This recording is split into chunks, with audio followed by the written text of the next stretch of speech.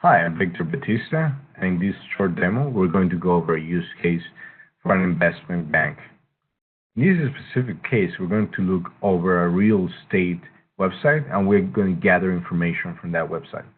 The main points that we want to illustrate in this specific use case is one, how many different type of data we can gather, how many different types of information we can put together, and also present it either as an Excel or input it into a database.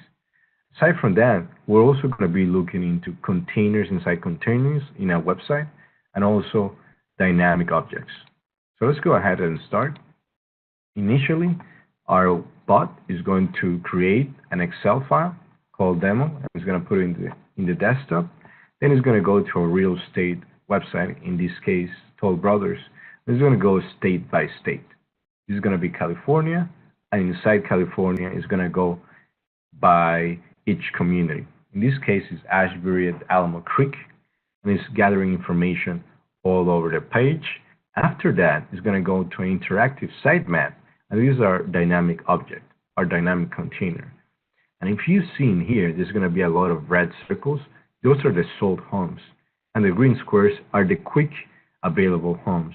And what this is basically doing is counting all this information. However, our bot is not using image recognition. It's actually going element by element and gathering the information of that specific element. After it's done, it's going to go ahead into several other communities and go on until all the different states that we have requested are available. Now, one thing that I want to point out is the interactive sitemap. It's actually dynamic. You can see here, this is a very different sitemap from the one we saw previously. And the importance of that is that UiPath is able to handle this continuously changing dynamic container, right? All those elements are being able to be counted, and it's not by image. Now, this specific workflow goes on for a very long time since it scrapes the data for a lot of different communities and a lot of different states. So we're going to just stop it here, and we're going to go over some of the information that we got from these websites.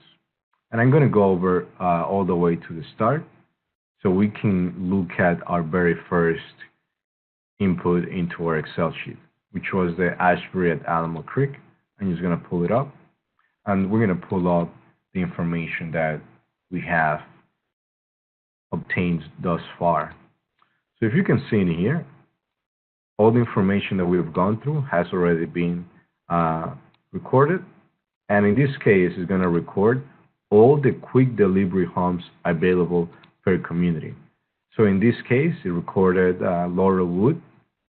Contacts for price, that means the price was not immediately available.